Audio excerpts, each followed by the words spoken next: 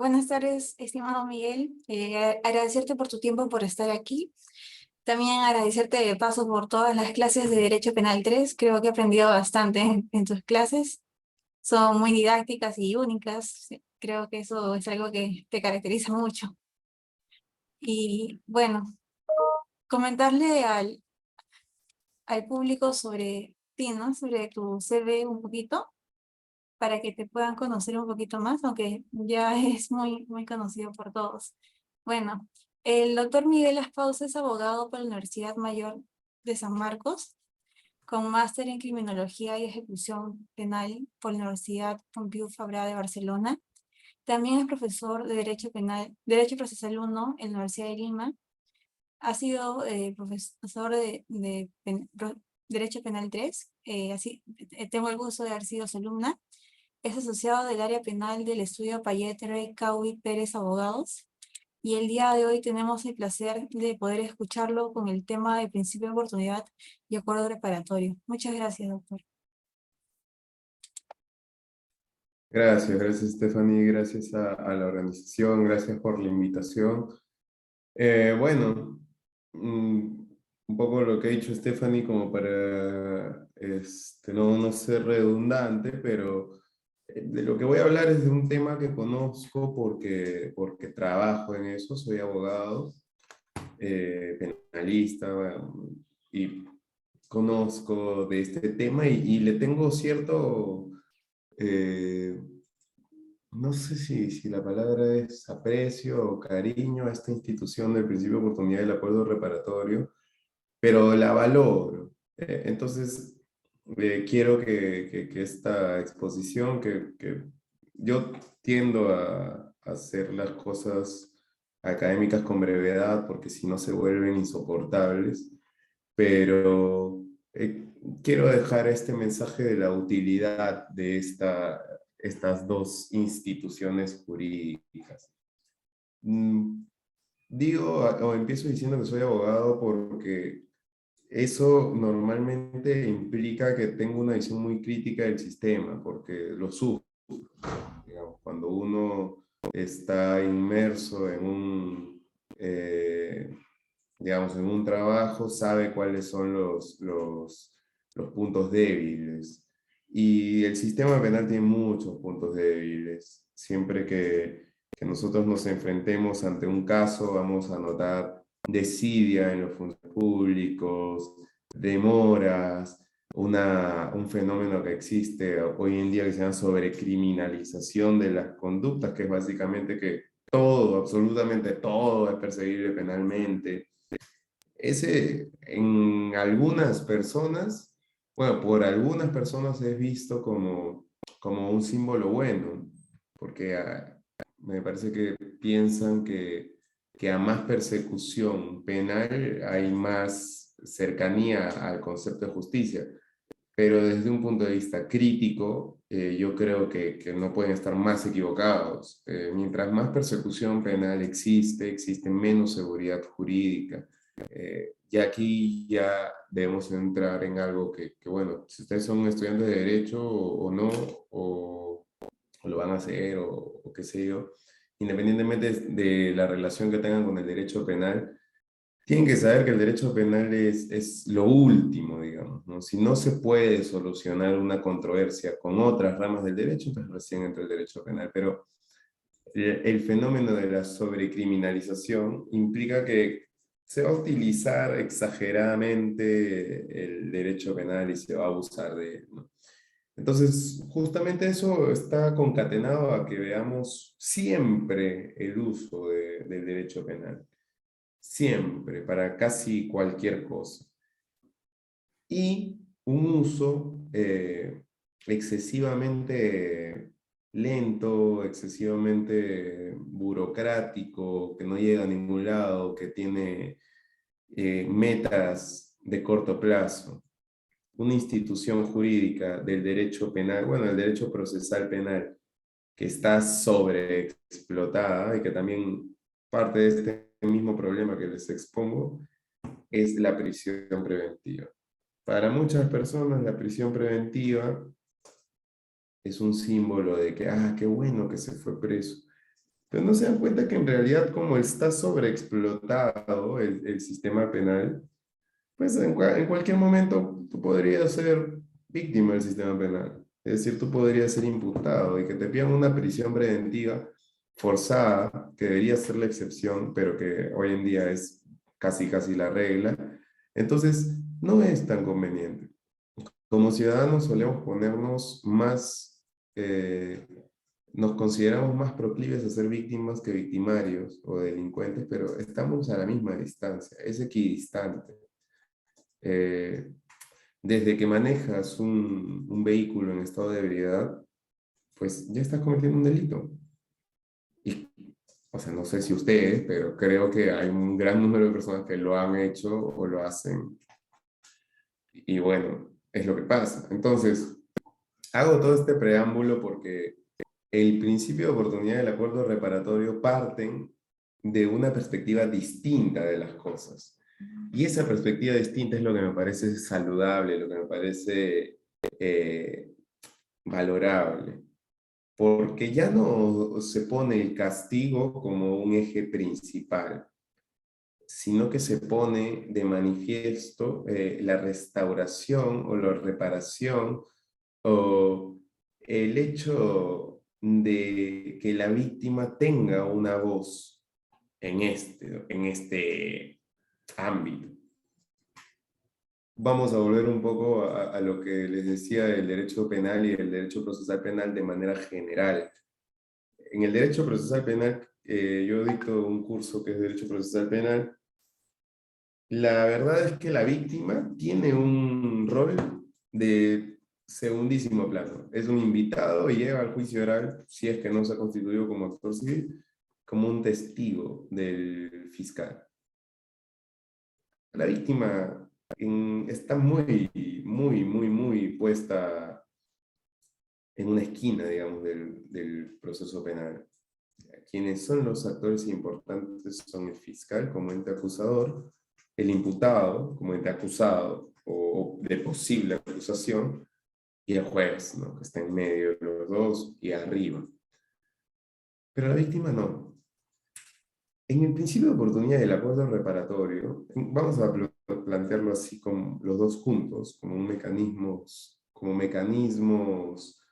alternativos de la solución de un conflicto penal. La víctima tiene voz desde el principio, sin mucha burocracia, sin mucho constituirse en actor civil, No, la víctima desde el principio tiene voz, y eso es importante porque traslada esta visión del fiscal como todopoderoso a lo que puedan llegar a decir las partes, no solo el imputado, sino también la víctima. Entonces, es una cuestión medio novedosa, medio reivindicativa de la víctima, en fin.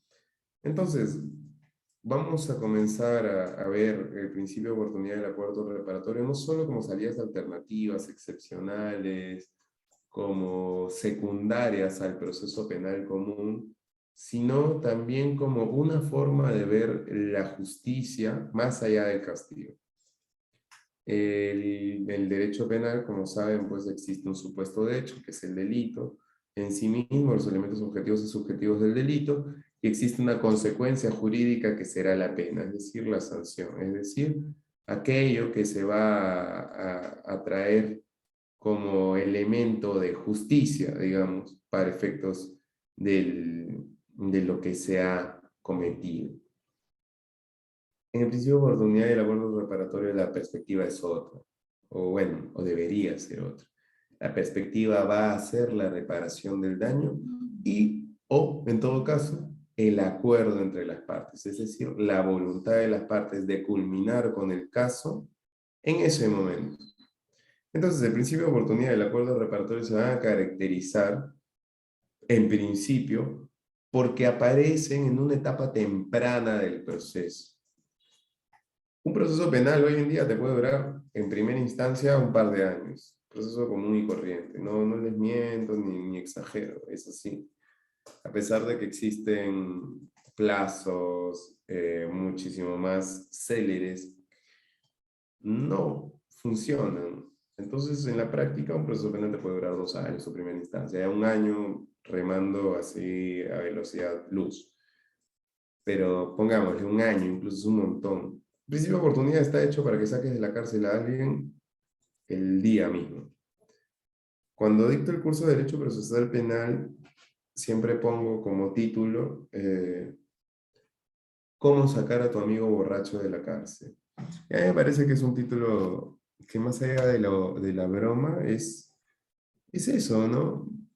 La gente tiene que saber cómo sacar a su amigo borracho de la cárcel. Ayer mismo me llamó un amigo que estaba detenido en Independencia porque había manejado borracho.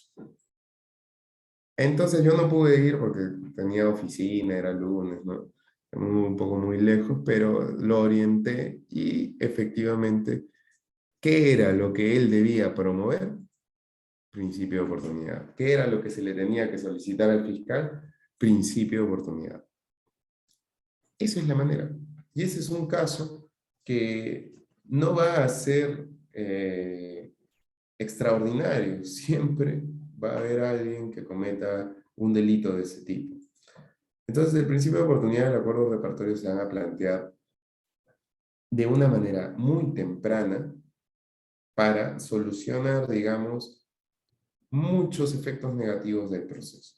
Primer efecto negativo del proceso que soluciona el principio de oportunidad del acuerdo reparatorio, el tiempo.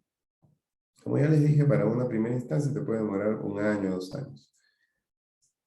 Entonces, un principio de oportunidad que puedes hacer al mes te resuelve el caso y todas las partes van a estar contentas con eso. El fiscal, porque no va a tener mucha carga. El imputado, porque con eso se va a terminar el caso y no le van a quedar antecedentes, es más. El agraviado, porque con eso ya no va a tener que estar persiguiendo al fiscal, al juez ni a nadie por el estilo. Entonces, en cuestiones de tiempo, de inversión de tiempo, de energía, de horas hombre, definitivamente el principio de oportunidad y el acuerdo reparatorio ganan por goleada al proceso común. Segundo, la víctima. La víctima en muchos casos, pues como les digo, tiene un segundo lugar, segundísimo lugar en el entramado del proceso penal, y si no se constituye en actor civil, no puede reclamar civilmente su pretensión, por lo menos no en el proceso penal. Y para constituirte en actor civil, lastimosamente, tienes que tener una, un abogado, pues, que te oriente y tal. Entonces, no es tan fácil. No es tan fácil ni siquiera que la gente se entere de que tiene que hacer ese trámite. En cambio, en el principio de oportunidad tú tienes voz y voto. Puedes decir, sí, acepto. No, mira, dame más plata por esto. He sufrido esto. ¿Qué tal si llegamos a un acuerdo de este porcentaje? Perdón, no de porcentaje, sino de esta cantidad. Entonces hay una presencia más eh, prioritaria de la víctima, del agraviado. Y eso permite pues un mayor margen de negociación a su favor, y eso permite que la víctima sí que pueda participar del proceso de una manera más activa en lo que corresponde a aquello que ha sufrido. Entonces, eso como preámbulo para estudiar el principio de oportunidad y el acuerdo reparatorio. Las dos instituciones se encuentran reguladas en el artículo 2 del Código Procesal Penal. Eso lo tenemos que tener en cuenta porque más fácil imposible. Abrimos nuestro Código Penal. En el artículo 2 vamos a encontrar, en el artículo 2 del Código Procesal Penal, vamos a encontrar aquello que nos importa, ¿no? El principio de oportunidad y el acuerdo reparatorio. Ahora, el principio de oportunidad, como ya les dije, tiene todas estas bondades que les he ido diciendo, pero no se puede aplicar para todo, pues. Ahora, imagínense que se pueda transar absolutamente todo, entonces el derecho penal, ¿para qué serviría? ¿No? Todo debería ser materia de proceso civil, por ejemplo, en donde la transacción entre las partes puede surgir, puede generar simplemente la continuación del proceso. El principio de oportunidad se va a reservar para aquellas conductas que son menos importantes de cara a la sociedad. Aquí recordemos algo, ¿no? Que ya les venía diciendo, el derecho penal se erige como una última ratio en la medida en la que es el último recurso del Estado para generar la solución de un conflicto. Esto entre comillas, ¿ok? Porque la solución de un conflicto a través de la pena para mí es absolutamente una negación, porque no creo que se solucione nada con una pena privativa de la libertad en el Estado que tenemos y en el sistema penitenciario que tenemos. Entonces es una ilusión, pero vamos. Entonces, el principio de oportunidad y el acuerdo reparatorio son la excepción en ese entramado de conductas altamente lesivas que van a estar reservadas para el derecho penal. Dentro del derecho penal están las conductas más graves, aquellas que no se pueden solucionar por otras ramas del derecho. Y dentro de esas conductas graves habrán algunas cuya menor gravedad no será de interés especial del Estado y por lo tanto el Estado dirá, bueno, estas que se resuelvan entre las partes, total, a mí como Estado no me interesa demasiado. Por ejemplo, la que les decía, ¿no? Conducción en estado de ebriedad. Un borrachito por ahí agarró su carro, se trasladó, cayó en barranco en un operativo policial. Bueno, es una conducta que en sí misma representa así un peligro común, pero a la sociedad entremeter a ese hombre a la cárcel, con lo que significa la cárcel hoy en día en Perú, y ponerle una sanción que puede constituir una reparación civil a favor de la sociedad, es decir, el pago de una suma dineraria, evidentemente la suma dineraria también le va a servir como incentivo para no volver a cometer este delito. Entonces, esa es la perspectiva, será la perspectiva del principio de oportunidad y del acuerdo reparatorio. Bueno, comenzamos con el principio de oportunidad, porque si bien siempre hablamos, y vamos a hablar, los fiscales también hablan de principio de oportunidad y acuerdo reparatorio, todo junto, sí tienen sus diferencias. Ahora, las diferencias son un tema que vamos a tocar de una manera un poco, yo creo que por encima, para no complicarnos mucho, pero el principio de oportunidad y el acuerdo reparatorio están relacionados en sí porque tienen una misma lógica, pero son instituciones distintas. Entonces, como principio de oportunidad vamos a establecer o vamos a definir o conceptualizar un instrumento legal que faculta al fiscal a que renuncie a la acción penal. Para esto, y para los que no sepan, el fiscal es el titular de la acción penal, el director de la investigación, tiene la obligación de investigar aquellos actos que sean delitos, que sean configuradores de delitos, pero también puede abandonar eso. Está facultado para abstenerse de ejercer la acción penal en los casos previstos por el principio de oportunidad. Y los casos previstos por el principio de oportunidad, como les dije, están en el artículo 2 del Código Procesal Penal. Estos casos especiales, digamos, excepcionales, tendrán el mismo sentido, que es ser conductas que no representan un interés especialmente grave para el Estado, un interés especialmente dañado de manera grave para el Estado. Entonces, ¿cómo es que uno puede pensar qué es grave para el Estado o para la sociedad y qué no es grave para el Estado? Bueno, un punto de partida es la pena. En muchas ocasiones, la pena va a marcar qué es grave y qué no es grave. Por ejemplo, para el derecho procesal penal, los juicios orales, la etapa última del proceso penal, que se llama juzgamiento o juicio oral, está realizado bajo la dirección de un juzgado penal. Ese juzgado penal puede ser un juzgado penal colegiado o un juzgado penal unipersonal. ¿Cuál es la diferencia entre uno y otro? ¿O cuándo entra un unipersonal y cuándo entra un colegiado? La diferencia será dependiendo de la pena que se solicite. Si es más de 6 años, estaremos hablando de una pena grave y por lo tanto un juzgado colegiado, es decir, un juzgado penal de 3 jueces. Cuando es menos de 6 años lo que se está pidiendo el fiscal, estaremos ante un juzgado unipersonal, un solo juez. ¿A qué quiero llegar con esto? Que para efectos de determinar la pena, para efectos de determinar la gravedad de algo, muchas veces sirve la pena. Entonces, el Ministerio Público de oficio va a pedir al imputado y con su consentimiento, ojo, siempre tiene que haber consentimiento del imputado. podrá abstenerse de ejercitar la acción penal en cualquiera de los siguientes casos. Y aquí vienen los casos, ¿no? Los supuestos. Evidentemente son supuestos abstractos.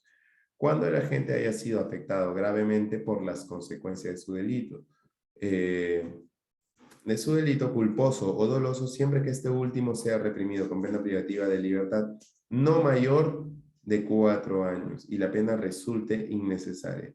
Aquí hay un poco de contradicción, me parece, o sí, me parece que es un poco de contradicción porque le ponen al fiscal un rol que no le corresponde. El fiscal no determina la pena en un proceso común, la determina el juez. Entonces el fiscal la propone, eso sí. Entonces el fiscal realmente puede saber cuándo la pena es necesaria. Entonces, ¿cuándo además la pena es innecesaria? O sea, si se hace un estudio antropológico, sociológico, criminológico, o sea, se puede saber que la pena no sirve. O sea, la pena privativa de libertad, las cárceles, sobre todo las latinoamericanas, son un fiasco. Entonces, si vamos a partir de que la pena sea necesaria o innecesaria, pues están partiendo de un punto un poco, una falacia. Así que bueno, yo no me haría muchas bolas con eso, porque al final del día, pues parte de una aplicación, de una coletilla del artículo que tranquilamente puede ser salvable por una verborrea del fiscal que quiera hacer valer este principio de oportunidad. Pero en todo caso, lo que va a determinar eh, este supuesto es que las consecuencias han sido graves para el delito, perdón, para el sujeto. Un ejemplo que se me viene a la mente, una conducción en estado de ebriedad que ha terminado en una, que ha terminado en un choque contra una estructura, un poste, digámosle, y quien ha sufrido las consecuencias del daño ha sido el propio imputado. En ese caso, si bien el imputado ha cometido un delito, ha sufrido las consecuencias de ese delito.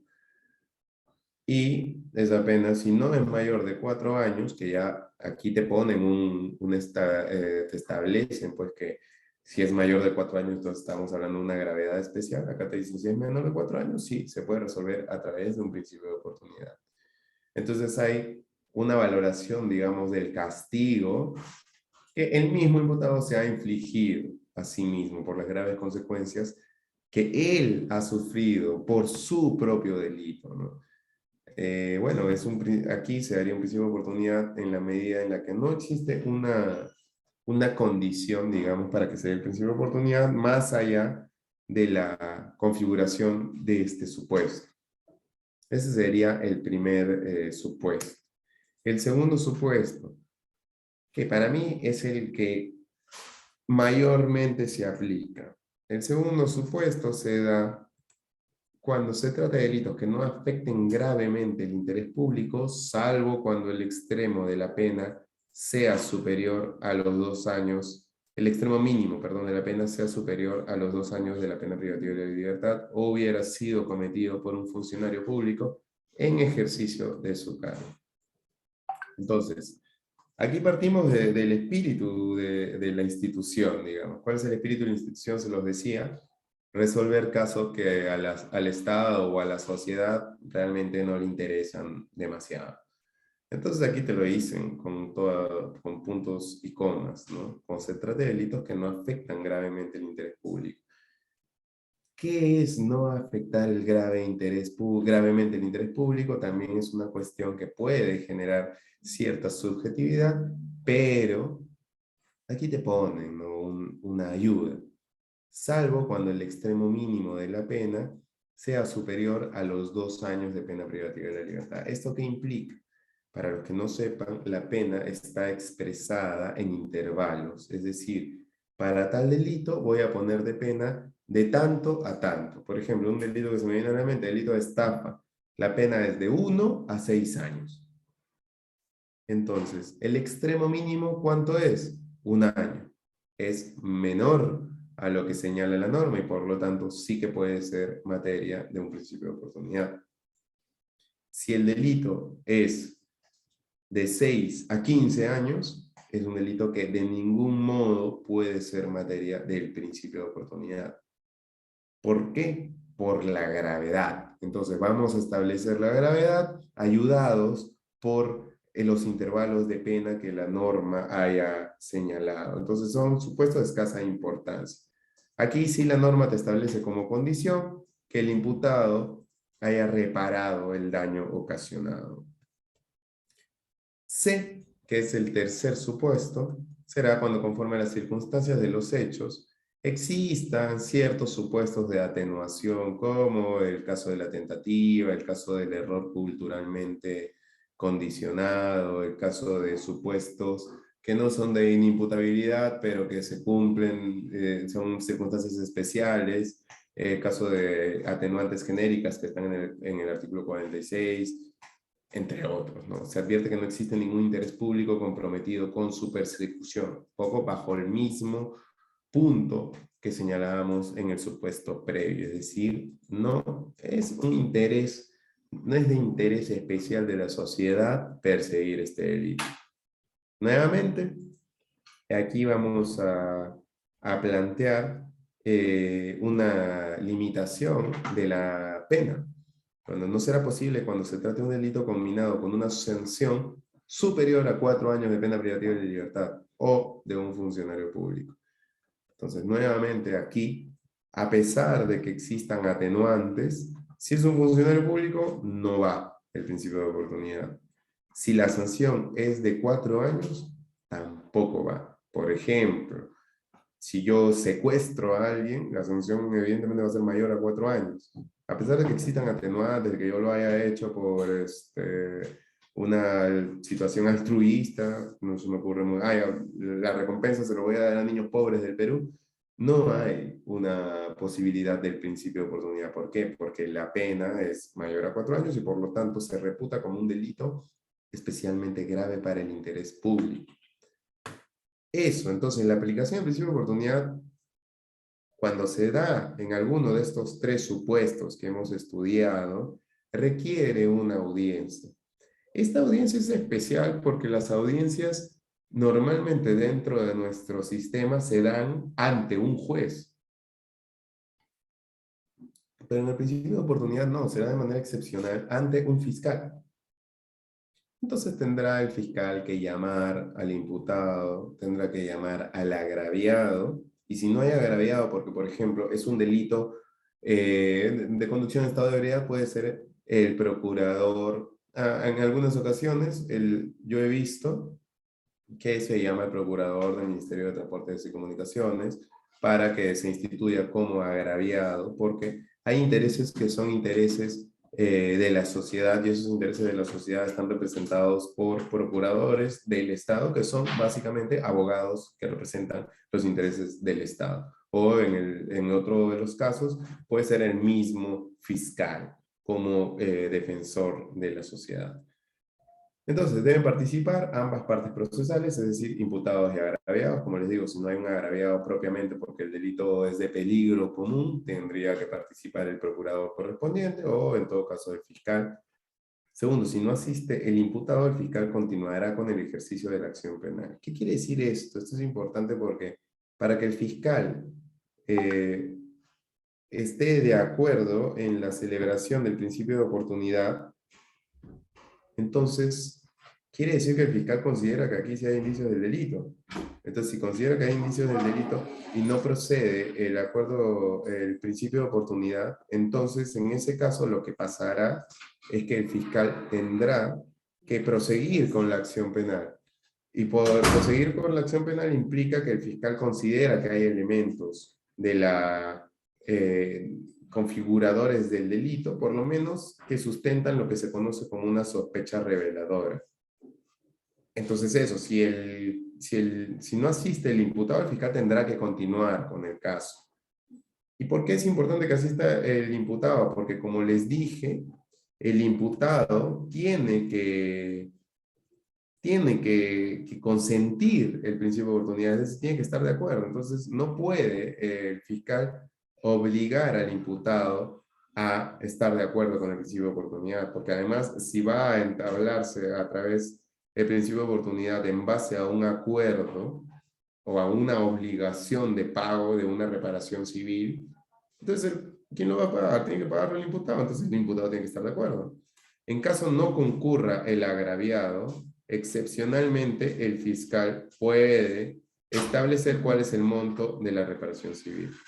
Entonces, para todos los efectos, tenemos que tener en consideración que el principio de oportunidad, en principio, valga la redundancia, no es obligatorio, es una facultad del fiscal, pero es una facultad del fiscal que debería tener, digamos, que debería ser no vista como una debilidad, no vista como un, oh, voy a abandonar el caso, sino más bien como una salida alternativa que va a beneficiar a todos.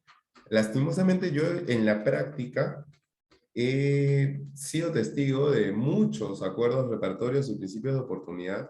Ahora solamente estamos hablando del principio de oportunidad, pero en algunas ocasiones sí he visto fiscales que se ponen un poco necios, vale decirlo, para aplicar el principio de oportunidad, porque consideran que ellos no van a beneficiar a imputados, sino que ellos van son muy, ¿cómo decirlo?, rectos en la aplicación de la norma, y no los desmerece la aplicación del principio de oportunidad, sino por el contrario, no les estás haciendo un favor al imputado. A pesar de que existe una cuestión premial, que es que se queda sin antecedentes, estás beneficiando al sistema. Y ese punto de vista me parece que no muchos fiscales lo comparten. Entonces, hay fiscales que no miran con tan buenos ojos promover un principio de oportunidad. A mí me parece lamentable porque, bueno, yo soy abogado defensor, entonces para mí es sumamente beneficioso. Entonces, es una circunstancia que definitivamente para mí tiene que ser respaldada y tiene que ser promovida. Eh, Les decía que el principio de oportunidad es opcional, digamos, la fiscalía puede, de oficio o a pedido de la parte, promover el principio de oportunidad, pero el acuerdo reparatorio es más bacán todavía, creo yo, porque es obligatorio. Pero muchos fiscales tampoco lo ven como obligatorio. Entonces, es importante la lectura de la norma. A ver, vamos de frente a la norma. Que dice, independientemente de los casos establecidos en el numeral 1, que es principio de oportunidad, procede un acuerdo reparatorio en los delitos previstos en tal y tal y tal. Vamos a volver a la norma del principio de oportunidad, en donde se señala, el Ministerio Público, de oficio o a pedido del imputado y con su consentimiento, podrá abstenerse de ejercitar la acción penal. O sea, ¿qué quiere decir esto? Que puede no abstenerse. O sea, puede o no puede. Es una cuestión facultativa, el principio de oportunidad. Pero el acuerdo reparatorio dice procede, que es distinto. Al legislador nada le costaba poner, independientemente de los casos establecidos, tal, el fiscal también podrá promover un acuerdo reparatorio en los delitos previstos y sancionados, tal. Pero no, el legislador no lo puso así, puso procede. Entonces el fiscal está obligado a promover. ¿Y por qué es bien importante esto? Porque estos delitos que están en el inciso 6, o bueno, numeral 6 del artículo 2 del Código Procesal Penal, son delitos que por su naturaleza tranquilamente pueden resolverse a través de un acuerdo y no saturar las oficinas de los fiscales o de los jueces a través de un proceso común. Entonces, ¿qué delitos vamos a tener acá? Vamos a tener delitos de varios tipos, pero normalmente delitos patrimoniales, por ejemplo. Tenemos por ahí apropiación ilícita, tenemos también estafa, tenemos delito de daños. Entonces, en esos delitos, la norma te permite llegar a un acuerdo, resolver esto a través de un acuerdo, porque son delitos patrimoniales que podrían resolverse simple y llanamente reponiendo el patrimonio que se vio perjudicado. Por ejemplo, ¿no? Si les pongo un caso que he visto en alguna ocasión, pasa que tienes un vecino, una pared colindante, y el vecino hace arreglos sobre esa pared que finalmente se traducen en un debilitamiento de las estructuras de tu casa. Ahí se te ha generado un daño al patrimonio que tú tienes. Digamos que ese daño te vale 5.000 soles. El vecino, tú le dijiste, oye, estás haciendo esto y me está generando un daño. El vecino siguió, no le importó. Entonces había dolo, conocimiento de que lo que estaba haciendo te estaba generando un daño. Artículo 205, delito de daños simples, por 5.000 soles. Tú te vas a pasar un año para ver si lo sentencian por el delito de daño simple, si eres víctima. Y si eres imputado, te vas a pasar un año para ver si efectivamente luego te puedes librar de la sentencia condenatoria. Además, tienes que pagarle al abogado que te va a defender, que el abogado no te va a cobrar, no te va a cobrar pues 10.000 soles por un año de trabajo, probablemente te cobre más. Entonces, ¿no es mejor pagarle los 5.000 soles y repararle los daños a la víctima? Punto. ¿Qué más le interesa al Ministerio Público ahí? Nada. O sea, no ha sido un delito que ponga en problemas, digamos, el entramado de la sociedad, ni nada, ni mucho menos. Es un delito que casi les importa únicamente a los involucrados y por lo tanto un acuerdo reparatorio puede bastar y sobrar para dejar de lado el proceso penal.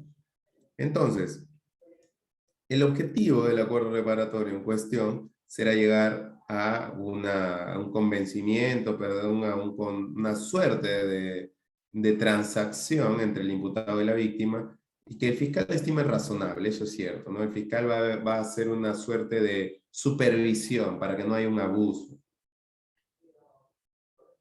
Cuando el fiscal verifica que han llegado a un acuerdo, dice, bueno, han llegado a un acuerdo, entonces acá se suprime el interés público. Y como está, ya no existe el interés público, el fiscal ya no tiene nada que hacer. Archivo. Entonces el acuerdo reparatorio tiene esas bondades, ¿no? No rige esa regla cuando haya pluralidad importante de víctimas o concurso con otro delito. Otra cuestión que puede ser muy subjetiva, ¿qué es una pluralidad importante de víctimas? Estamos hablando de 3 víctimas, de 8, de 10. La verdad acá no se sabe, ¿no? Es muy subjetivo. Salvo que en este último caso, en el concurso con otro delito, sea de menor gravedad o afecte bienes jurídicos disponibles. También, y algo que me estaba olvidando, el acuerdo reparatorio se puede promover contra cualquier delito culposo. Ustedes quizás ya saben, ahí existen delitos dolosos, que es con conocimiento, y existen delitos culposos, que es sin conocimiento, es con negligencia, impericia, imprudencia, delitos imprudentes. Entonces, en los delitos imprudentes, que pueden ser hasta entendidos como errores, porque el ser humano por último es falible, que exista un proceso penal que vaya a terminar en una pena privativa de la libertad, a mí me resulta innecesario en la medida en la que la pena, en teoría, sirve para rehabilitar, reinsertar, resocializar. Y reinsertar, resocializar y rehabilitar a una persona que ha cometido un error me parece que no cumple, digamos, que no condice el fin que se busca realmente, ¿no? Porque esa persona, para rehabilitarse, tendría que entender en principio que ha actuado mal, pero ese actuar mal tendría que haber sido con conocimiento para mí, no una imprudencia que me lleva más a pensar en un error. Entonces, incluso los homicidios culposos, este es muy clásico. El caso es muy clásico, una persona que está conduciendo, por ejemplo, pongámosle a una excesiva velocidad y que como producto de esa excesiva velocidad no puede evitar un choque, y en ese caso no puede evitar un choque y por lo tanto mata a alguien de manera culposa, claramente. Entonces, en ese caso, se puede dar un principio de oportunidad, un acuerdo reparatorio. Cualquier delito culposo. He visto muchos casos. Recomiendo siempre que un caso de homicidio culposo en circunstancias de manejo se resuelva a través de un acuerdo reparatorio. ¿Por qué? Ahorra tiempo, evita consecuencias como puede ser la pena privativa de la libertad y también evita un estrés importante que muchas personas creo que dan por sentado, pero el sistema penal es tan malo, el sistema procesal penal que tenemos es tan malo, funciona tan mal que existe realmente pues para el imputado, para los abogados, para los agraviados, un estrés, una tensión constante que si se puede evitar, pues mejor evitarlo. Entonces, en el acuerdo reparatorio tendremos eso. Y una cosa muy positiva del acuerdo reparatorio es que también requiere una audiencia, pero puede no requerir una audiencia cuando el acuerdo consta en instrumento público o en un instrumento privado notarialmente certificado. ¿Qué quiere decir esto? Que para ahorrarme la audiencia y la intervención del fiscal, o sea, digamos, del fiscal en una audiencia, digamos que esté el fiscal ahí mismo, yo puedo reunirme con el agraviado, yo como imputado, o bueno, a través de mi abogado, y llegar a una negociación y pactar nosotros mismos un monto. Y ese monto hacerlo valer a través de una transacción extrajudicial, llevarla a un notario a que certifique las firmas y la entrega del monto correspondiente, y ese documento notarialmente certificado, llevarlo a la fiscalía. Decirle, mire, señor fiscal, hemos llegado a un acuerdo reparatorio, usted no tiene ni siquiera que participar acá, no tiene que mover ni un dedo. Nosotros ya hicimos todo, ya negociamos, nos pusimos de acuerdo, ya le di la plata, todo. Usted solamente valórelo y archive el caso. Y los fiscales archivan el caso. Esa salida a mí me parece mucho más útil. ¿Por qué? Porque te permite una mayor, un mayor margen de negociación. ¿Por qué un mayor margen de negociación? Porque tú puedes reunirte con la persona las veces que se te dé la gana, pueden hablar, pueden presentar una oferta, por ahí una contraoferta, por ahí ajustar el monto ofertado, tienes mayor margen de manejo. Mientras que si está el fiscal de por medio, entonces la audiencia se va a dar y tú vas a tener que hablar directamente cuando sea la audiencia. Entonces, y si no lo resuelves ahí, ¿qué pasa? ¿No? Si no hay, el fiscal puede fijar una reparación que deba cumplir el imputado en caso de que no concurra, por ejemplo, la víctima. O en caso de que el imputado no concurra a la segunda citación asignada a su domicilio paradero, promoverá la acción penal. Entonces, la oportunidad de la audiencia es la importante, ¿no? Pero si no puedes, o sea, yo entre las dos opciones, entre ir de la nada, con la voluntad simplemente de llegar a un acuerdo ante el fiscal, preferiría 25.000 veces ir a buscar al agraviado yo antes y decirle, quiero llegar a un acuerdo, quiero pagarte una suma, quiero reparar el daño, y de esa manera dar por concluido el caso. Ahora, a la víctima le conviene el acuerdo reparatorio también. Yo les decía al principio de esta locución, a la víctima se le permite tener una voz que no es muy usual en el proceso penal, o no es una voz muy sonora, para ponerlo en esos términos. Pero la víctima, en muchas ocasiones, se cree que la víctima lo que quiere es cárcel, lo que quiere es venganza, ojo por ojo, diente por diente.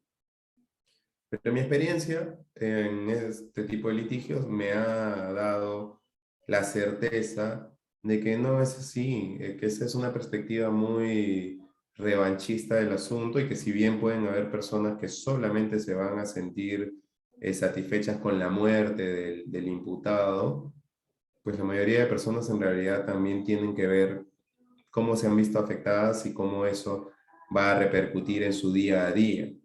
Meter a una persona presa no te va a devolver al muerto, al muerto que hayas sufrido. Tampoco te va a reponer al estado anterior a las cosas.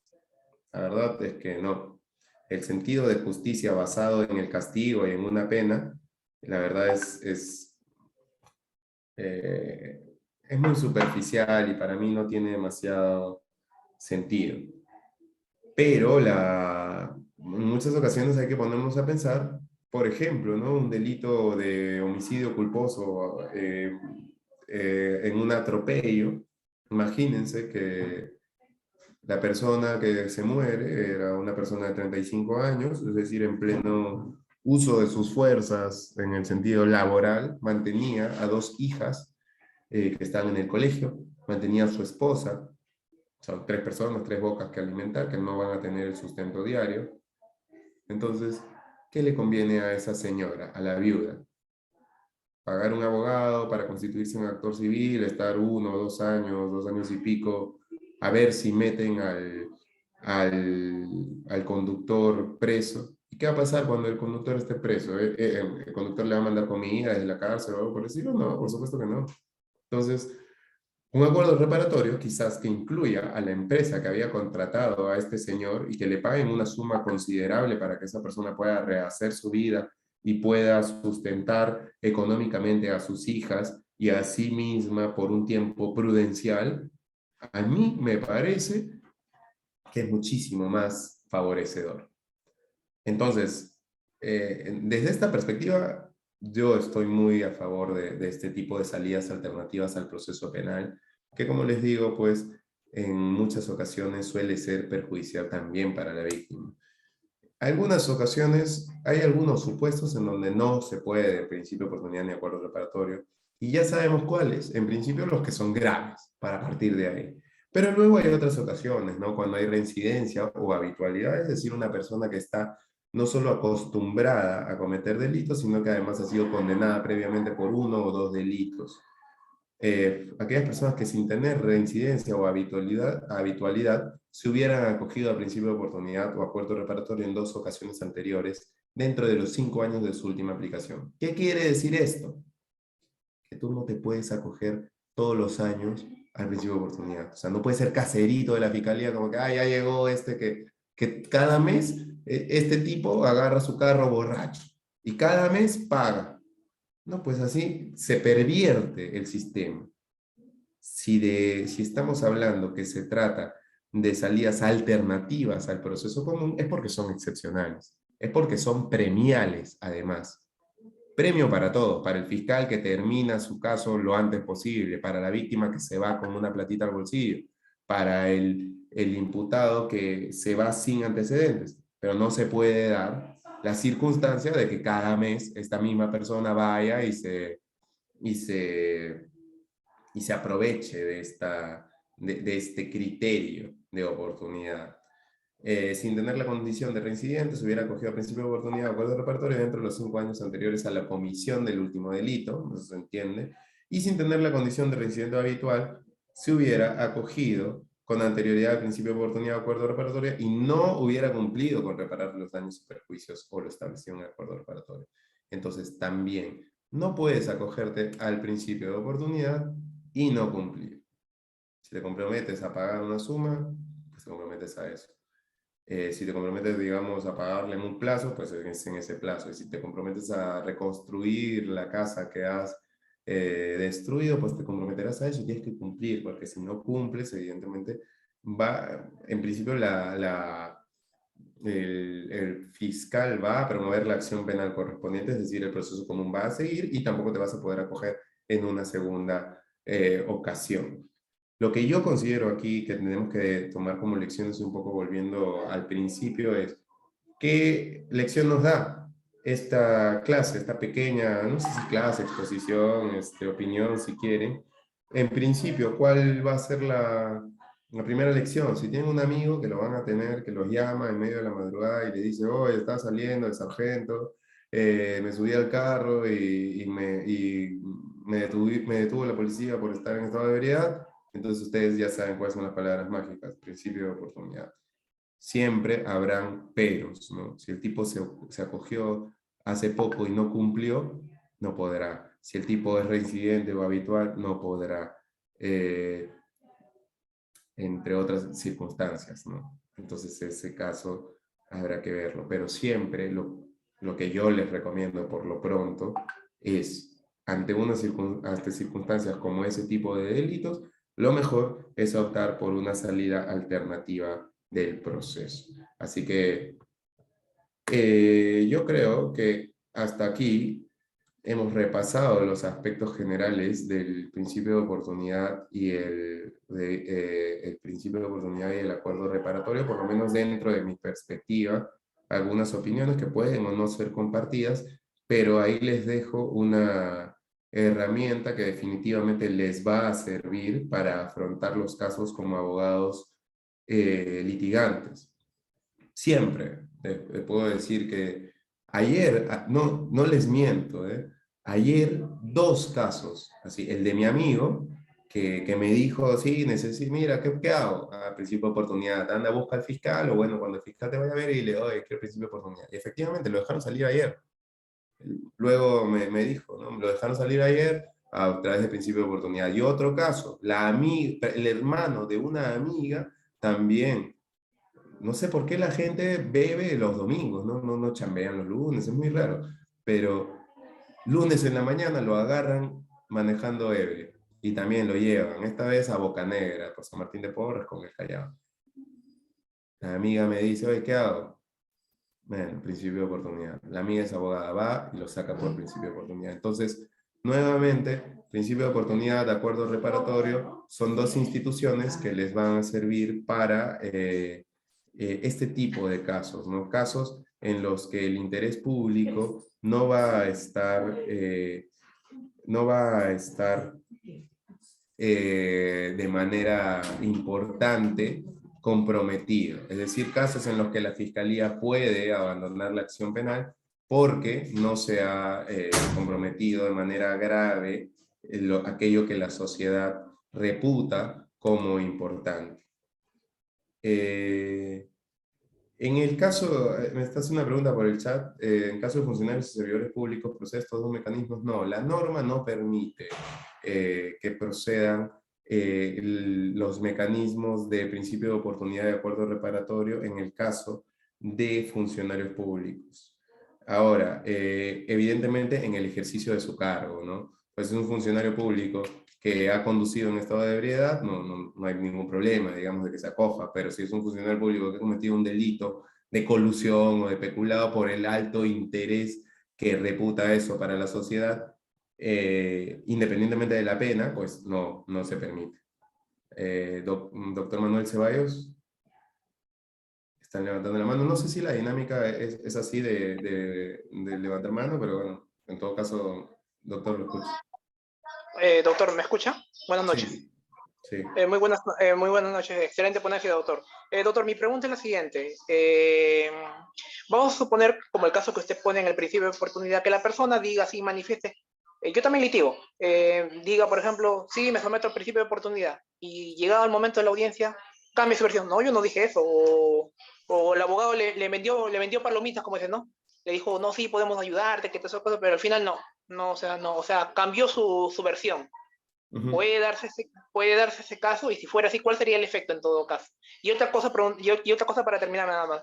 ¿En qué casos en la práctica, ya que litigamos, se puede dar un caso, por ejemplo, no sé, ahora hace poco que estamos con la pandemia, muchas personas han sido procesadas por violación de las medidas sanitarias? ¿En qué caso puede volver un caso sencillo en un caso complejo? O sea, Fiscalía tiene los medios para probar que esa persona estuvo en el acto, sí o no, no hay documentos, no hay no hay prueba PCR, no hay pruebas. Entonces, en base a qué hace diligencias preliminares, ¿no? Porque las diligencias preliminares son actos inaplazables para que puedan llegar a la conclusión. Entonces, no tiene nada, solamente videos y o sea, no se toman las pruebas de las personas, no individualizan las personas. Esa es mi pregunta, doctor. Muy amable, gracias. Muchas gracias por la pregunta. Muy interesante y bueno, es una pregunta son dos preguntas. La primera pregunta, vamos a empezar por la última que es la que más me acuerdo. como un caso, ¿no?, que puede ser sencillo, se puede convertir en un caso complejo. Y viceversa, lo voy a plantear así, porque hay un caso que es muy, justo escribí sobre eso. Miren, pasa en el día a día de las empresas. Hay un caso muy emblemático que lo denominan el caso McDonald's. El caso McDonald's se da con la muerte de dos trabajadores de McDonald's, allá por inicios también de la pandemia, si no me equivoco, quizás antes creo que ha sido, y ellos mueren porque las instalaciones de McDonald's estaban en mal estado, ¿no? De este McDonald's, no me acuerdo de qué distrito. Pero en todo caso, estas personas fallecen realizando estos trabajos. Y fallecen realizando estos trabajos y la fiscalía finalmente, o según lo que se reputaba, la fiscalía archiva porque se llega a un acuerdo reparatorio. Eh, en teoría se podía llegar a un acuerdo reparatorio, sí, porque había un homicidio culposo, pero a raíz de estos actos, perdón, a raíz de estos hechos, de este acuerdo reparatorio al que se llegó, se modificó la norma que se llama atentado contra la seguridad y salud en el trabajo.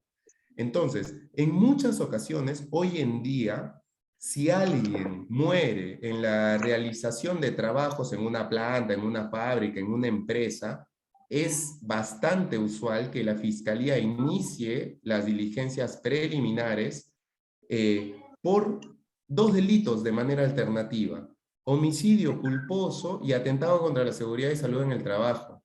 El problema es que el atentado contra la seguridad y salud en el trabajo, al tratarse de un delito culposo que tiene una pena, si no me equivoco, mayor a 4 años, el margen menor, no puede ser materia de un acuerdo reparatorio. Entonces tú podrías acordar, o sea, tú podrías hacer tu acuerdo reparatorio para el homicidio culposo, pero no para lo otro. Entonces, en esos casos, en algunas ocasiones los fiscales, ¿qué es lo que hacen? Por lo menos he visto 2 o 3 casos de ese tipo. En algunas ocasiones el fiscal lo que hace es termina el caso, archiva por falta de tipicidad con respecto al atentado contra la seguridad y salud en el trabajo y se abstiene de la acción penal por la existencia de un acuerdo reparatorio con respecto al homicidio culposo. Esto se da porque al fiscal, o bueno, esto se los cuento como experiencia, lo que me han manifestado los fiscales es: oye, a mí no me interesa seguir con un proceso larguísimo para meter a alguien preso, sino que las partes estén, o por lo menos la víctima, la persona que ha perdido a aquella persona, digamos, que era cabeza del hogar, como le llaman, que mantenía económicamente, no se vea en el desamparo. Entonces, como abogados, muchas veces eso es el modo de entrar, digamos, ¿no? Yo estoy haciendo un acuerdo reparatorio no simplemente para cerrar el caso, sino para que esta persona se quede no en el desamparo. Tan es así que en el acuerdo reparatorio en el principio de oportunidad hay algunos autores que dicen que sí que tiene que haber un arrepentimiento o un reconocimiento de cargos. Yo considero que no. La norma no te dice que tú tienes que reconocer los cargos. Yo puedo llegar a un acuerdo reparatorio porque me sale más barato que pagarle a un abogado por años. Y me parece súper válido. Entonces, no, ahí también hay un parteaguas, ¿no? Esa es la segunda pregunta, pero la primera me dio que me perdí y no me acuerdo. No sé si la puedes repetir. Sí, La primera doctor, no, pregunta. No, sí, no se preocupe, doctor. ¿Me escucha? Sí, Ya, no, lo que le preguntaba es, usted sabe que en época de pandemia muchas personas han sido procesadas por violación de las medidas sanitarias, es decir, mm, cuando estaban tomando, que todas esas cosas, pues, ¿no? Pero, ¿cómo se llama? Yo tengo casos que me dicen, pues, doctor, cuando Martín Vizcarra dio la promulgación de la inamovilidad de sus casas, días antes yo estaba tomando con mis amigos, normal, porque no había prohibición. Entonces, nos tomamos selfies, nos tomamos fotos, como cualquier persona, que es nuestro cotidiano. Entonces, la persona que ha denunciado con esos videos, con esas fotos de hechos días antes de la promulgación. Entonces es como si estuvieran dando que yo en la práctica estuviera tomando. Pero sobre esos medios probatorios no existe porque los medios probatorios no están en la fuente original.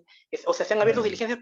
diligencias preliminares sobre hechos que han pasado antes y no dentro de la pandemia. Entonces, ese es un problema, doctor, porque se abre esto Sí. así mucho. Y aparte, conozco casos también que se han abierto procesos, que la policía, perdón, el Ministerio Público ha abierto procesos y sin embargo no hay prueba de PCR que han tenido, porque ojo, para probar el delito tiene que estar ese mismo día tienes que haber tenido el COVID-19 para poder propagar la enfermedad.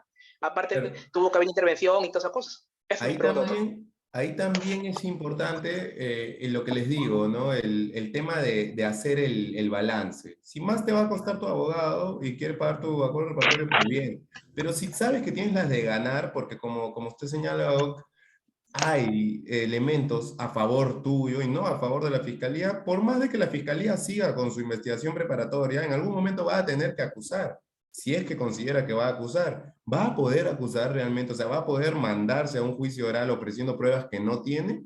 Entonces, a ver, si yo voy a pagar, por ejemplo, ¿no? Por poner un ejemplo, 5.000 soles, y no obstante, sé que el caso de la fiscalía no va a llegar a ningún lado. Quizás en realidad yo digo, pucha, no voy a pagar esos 5.000 soles porque además soy inocente y no tengo por qué pagar ese tipo de situaciones y prefiero defenderme porque la fiscalía no va a poder sustentar esto, ¿no? Al final del día, ¿cuál va a ser el determinar si entramos como imputados, si aceptamos o no este tipo de acuerdo? Yo no lo pasaría por el tamiz de si soy inocente o no, o si he cometido un delito o no, si no lo pasaría por un tamiz ya que puede lindar un poco con el análisis económico del derecho.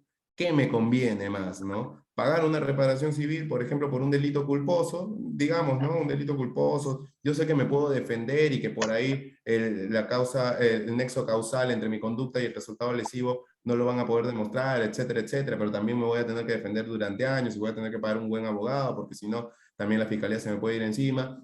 Entonces ahí yo hago mi balancing test y aplico lo que me salga más barato, digamos, ¿no? Más barato no solamente, ojo, desde el punto de vista económico, sino también, como les decía previamente, de estar sujeto a un proceso, de estar sujeto a las decisiones de un órgano jurisdiccional que en muchas ocasiones no funciona, como bien se está evidenciando, entre otras circunstancias, ¿no? Eso también es importante para el tema de elegir un medio alternativo de solución de conflictos, no solo principio de oportunidad, acuerdo reparatorio, sino también terminación anticipada e incluso conclusión anticipada, ¿no? Que ya es como muchísimo más adelante. Bueno, cosas que no hemos tocado aquí. Bueno, Ángel Palpa señala algún requisito indispensable para poder acogerse al principio de oportunidad. Lo que las normas te establece, que estés dentro del delito que se te está investigando, sea uno de los que está en el catálogo del inciso 6 del artículo 2 del Código Procesal Penal o cualquier delito culposo, ¿no? Y que, como digo, yo no veo este requisito de aceptar culpa por ningún lado. Hay algunos autores que lo señalan. He visto en algunas ocasiones, sobre todo cuando es conducción en estado de ebriedad, algunos fiscales que sí les dicen, a un amigo mío también le dijeron así como, ¿y te estás arrepentido? Sí, sí, estoy arrepentido. Bueno, pero por eso yo les digo, en la transacción extrajudicial ante notario, tú no tienes que poner nunca, no te exigen reconocer responsabilidad. Yo por lo menos he hecho 8, así a ojo de buen cubero, 8 transacciones extrajudiciales ante notario en donde no hay reconocimiento de responsabilidad. Se establece que ha habido un accidente y que por una cuestión de reparar los daños y solucionar el conflicto, se procede de esa manera. Doctor, pero Mira, al Tito, reconocer, termino con los del chat. Tito Caballero dice, lo que considero irracional es, claro, la multa M01 cuando ya se pagó la reparación civil. Sí, efectivamente, ¿no? Cuando hay un tema, por ejemplo, de estado de ebriedad o cuando hay el homicidio culposo, por ejemplo, por conducción, también existe como una doble sanción, porque por un lado tú puedes...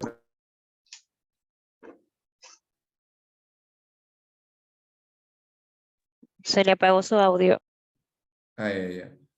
Decía, pues, tu principio de oportunidad, tu acuerdo reparatorio y celebrarlo, pero posteriormente la policía igual va a mandar los oficios al MTC para que tengas tu sanción administrativa. Entonces, yo considero que es una doble sanción y para mí no debería ser, ¿no?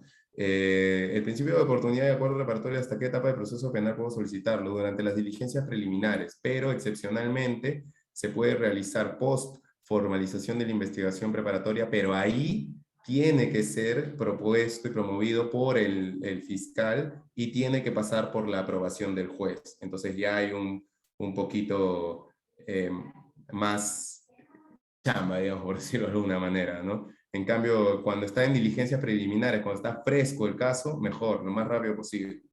Doctor, disculpe, ¿cuál es el marco legal del acuerdo reparatorio? Inciso 6 del artículo 2 del Código Procesal Penal, mal llamado nuevo Código Procesal Penal, porque de nuevo no tiene nada desde el 2004, pero es el Código Procesal Penal, o por ahí lo encuentran como nuevo Código Procesal Penal. Decreto legislativo 957, si no me equivoco, sorry, a veces soy muy malo con las normas.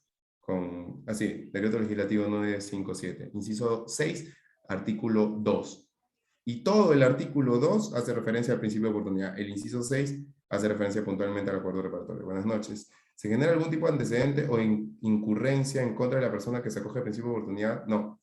Justamente una de las cosas, de los aspectos premiales del principio de oportunidad es el acuerdo reparatorio, es que te vas sin antecedentes.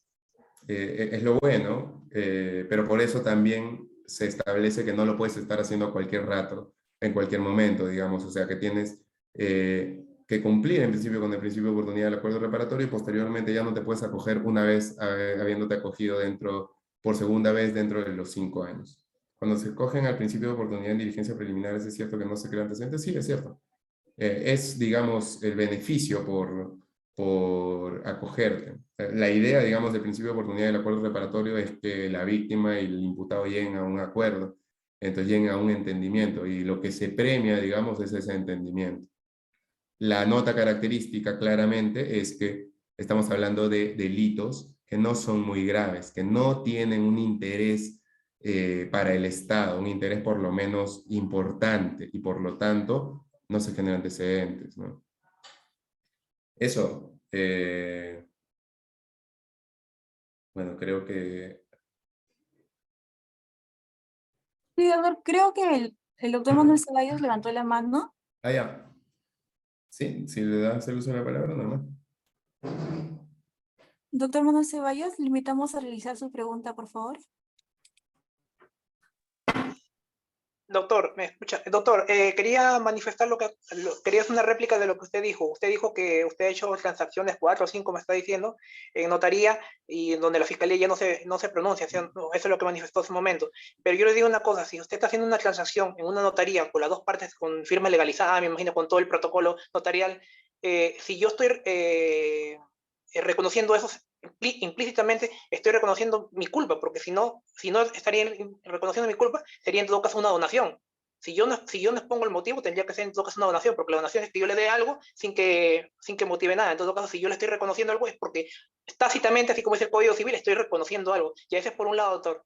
Dos, por otro lado, doctor, hace un momento usted manifestó que, si bien es cierto, a veces, ¿qué me conviene mejor? ¿Pagarle a un abogado o terminar por terminación anticipada rápido, ¿no? Por ejemplo, un caso de violencia familiar rápido nomás, donde la persona sí le pegó, entonces, como fue poco tiempo, entonces digo, no, terminación anticipada y listo, terminamos. Entonces, la persona, si reconoce su culpa, es culpable, y el que le pegó a su mujer y todo. Vamos a suponer que después de esa sentencia, esa resolución que declara la finalidad de todo, se va a promover una demanda civil de divorcio. Esa persona, con la sentencia, dice: no, señor, mire, señor juez, acá está el documento que él reconoce que me ha pegado. Si bien es cierto, no se ha sentenciado, pero ha reconocido. Entonces, doctor, no sé si usted tendrá conocimiento del tercer pleno casatorio civil, que habla sobre el cónyuge más perjudicado. ¿Eso qué quiere decir? Que si yo tengo medios como probar de que esa persona me ha perjudicado y tengo un medio, la ley dice que bien claro que yo puedo pedir la casa, puedo pedir una indemnización por eso, para mi divorcio. Claro. Y el tercer pleno casatorio es un precedente vinculante. Gracias, doctor. Eso nomás.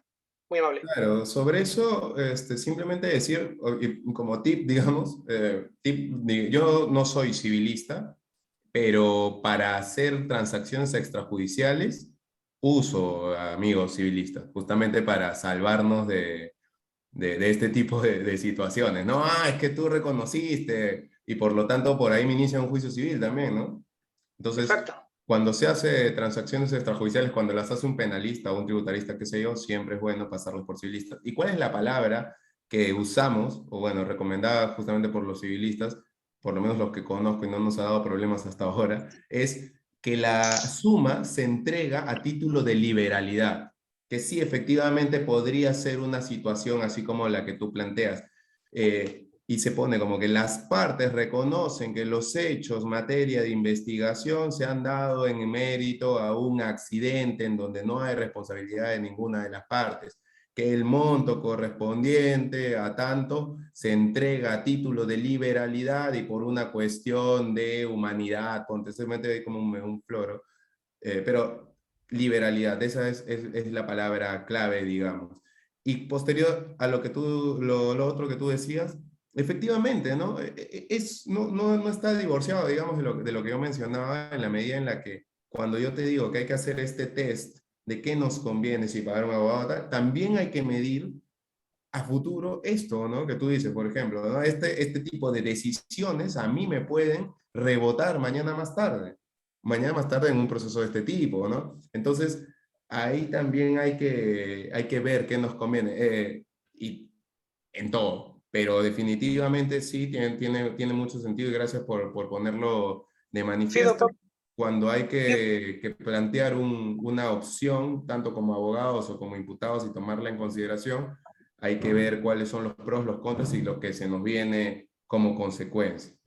claro, doctor, pero lo que pasa, doctor, es que yo llevo, si bien es cierto, yo llevo muchos años en materia penal en el antiguo código y el nuevo código, Claro. actualmente yo estoy llevando mi maestría en Derecho Procesal Civil en la Universidad Villarreal. Entonces, por eso me dicen, no solamente ya tú te recalaste culpable, pero ese documento, en algún momento la cónyuge lo va a utilizar en la contra de esa persona. Y entonces esa persona, bajo el tercer pleno casatorio civil, dice, ¿quién es el cónyuge más perjudicado? ¿Por qué están separados? ¿Por el que hay violencia? ¿Tiene cómo probar, señor, la violencia? Sí, ahí está el documento. Claro. ¿El señor se ha llenado? Sí. Ah, entonces, hay una indemnización para el cónyuge más perjudicado ahora. Y la tercer pleno casatorio es un precedente vinculante para todos los jueces. Es decir, para un divorcio tiene que demostrar quién es el cónyuge más perjudicado. Y por eso digo, el documento que prueba que la ha golpeado, que la ha agredido, es un documento de fecha cierta que no ha sido cuestionado por él, tampoco ha sido apelado. Tiene cosas juzgadas ese documento. Gracias, doctor, muy amable. De acuerdo. Bueno, Stephanie, creo que son todas las intervenciones. Sí, no, Miguel, muchas gracias por tu paciencia y por tu tiempo en responder cada pregunta de los participantes y también infinitas gracias por tu tiempo en compartirnos tus conocimientos de parte de Baby Lawyer, el equipo y del Colegio de Abogados de Huánuco. Bueno, como te comenté, te vamos a hacer llegar el certificado apenas acabe ese diplomado, que ya es quincena de diciembre, y reiterarte las gracias. Perfecto. Muchas gracias. Hasta luego. Un gusto.